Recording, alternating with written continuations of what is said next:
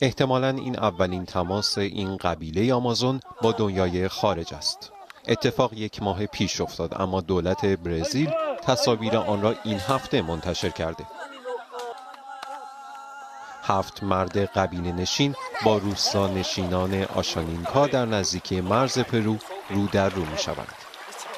یکی از آنها با قبیله نشینان غذا معاوضه می کند.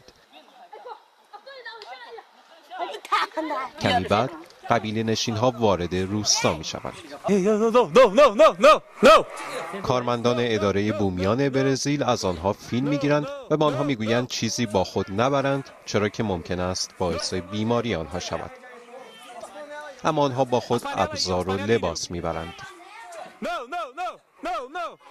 آنها وسایلی با خود دارند که احتمالاً از روستاهای دیگر گرفتند.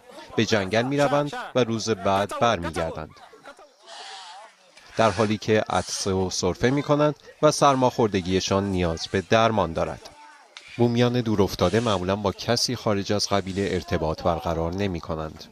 به همین دلیل کارشناسان میگویند احتمالاً این مردان در جستجوی کمک بودند یا به خاطر حضور قاچاقچیان چوب و مواد مخدر در منطقه از مرز پرو رد شدند.